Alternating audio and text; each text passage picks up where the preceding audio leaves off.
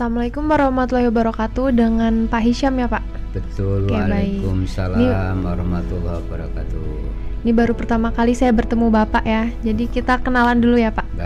Baik Pak, baik, boleh ya. diperkenalkan untuk Pak Hisham? Oke, saya Bismillahirrahmanirrahim. Assalamualaikum warahmatullahi wabarakatuh.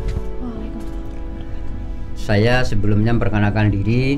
Saya nama lengkap Hisham Zeni, panggilannya cukup Pak Hisham. Saya di Koprumnas diberi tugas oleh Pak Dirut dan Ibu itu dalam hal memastikan kontraktor. Jadi kalau toh mungkin cerita kontraktor, memang saya yang bisa cerita, karena memang saya yang dikasih otoritas untuk mencari dan mengawasi jalannya kontraktor. Udah, itu apalagi mau ditanya? Singkat. Oke, baik, langsung saja ya Pak. Ya. Tadi kan Bapak tentang kontraktor ya Pak? Ya. Oke, baik, langsung saja Pak. Boleh. Bagaimana perkembangan pembangunan yang ada di berbagai lokasi saat ini Pak untuk di Koprumnas sendiri? Oke, saya laporkan untuk perkembangan pembangunan perumahan Koprumnas dari lokasi ke lokasi. Jadi kalau yang saya laporkan pertama mungkin saat ini untuk posisi yang sedang kita fokus itu di Tajur.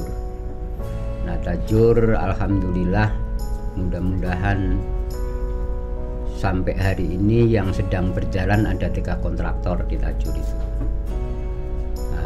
Saya berharap dalam bulan ini 3 kontraktor ini bisa selesai, karena sesuai SPK beliau bulan ini yang 2 kontraktor selesai, yang 1 kontraktor nanti bulan depan, jadi Agustus.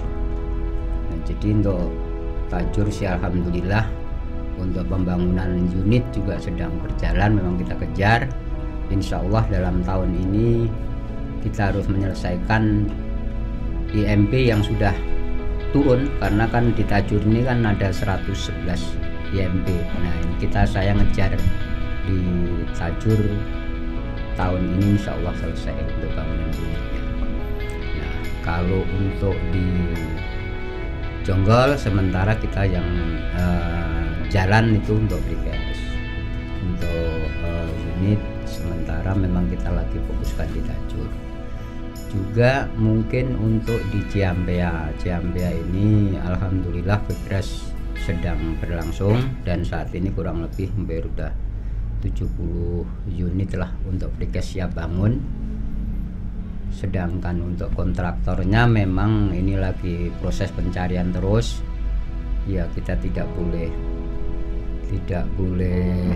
memang tidak mudah mencari kontraktor yang bisa mengikuti SOP-nya Koprumnas. Nah, untuk lokasi yang keempat yaitu di Bekasi. Bekasi saat ini sedang berjalan pengerjaan jalan dan Rikes alhamdulillah tahap 2 sedang berlangsung.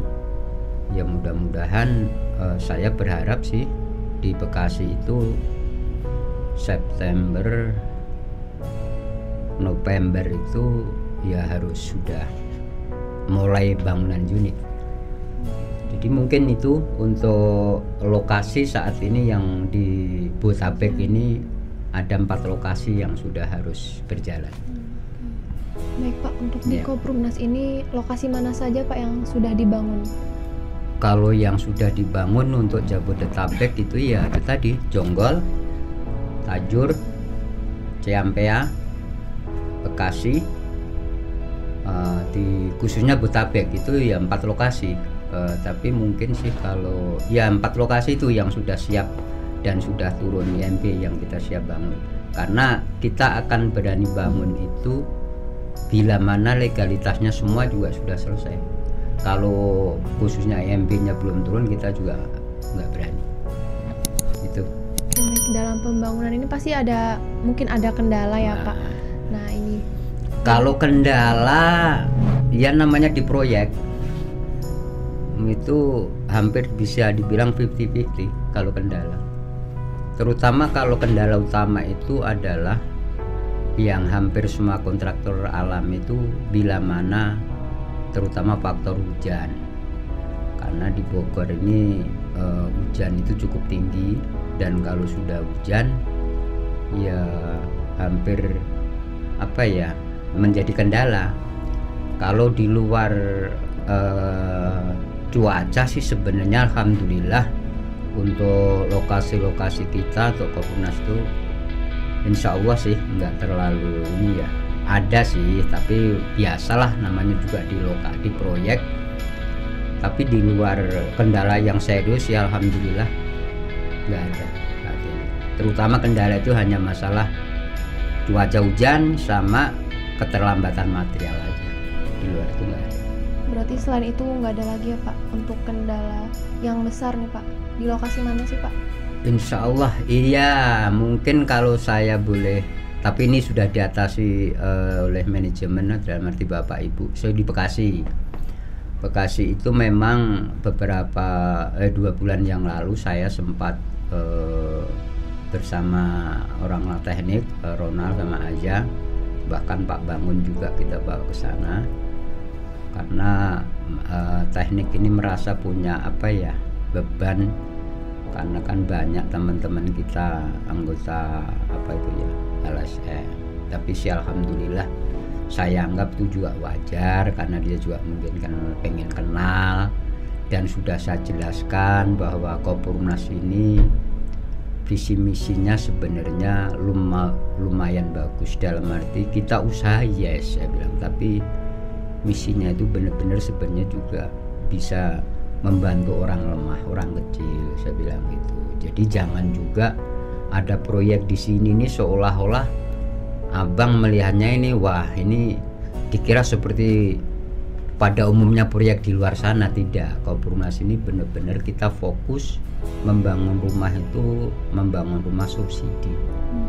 Jadi kita hanya satu tipe, dan ini pun yang harus juga abang ketahui, harus konsumen juga paham, masyarakat pada umumnya harus paham bahwa rumah Kopurnasas ini adalah rumah yang khusus untuk subsidi, bahkan dikhususkan bagi orang-orang yang memang kurang mampu, yang saat ini belum memiliki rumah.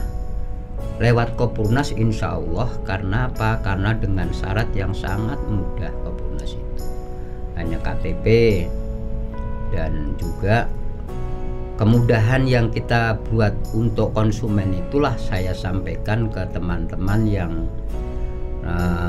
dalam arti mungkin dia melihat mau ada pembangunan, jadi banyak tamu, yang artinya tamu-tamu yang pengen tahu dalam arti LSM itu. Tapi alhamdulillah insya Allah sudah clear karena Bapak sudah tugaskan Pak Kombes Nurdin, bahkan Pak Kombes Nurdin juga sudah ke lokasi dan juga sudah koordinasi.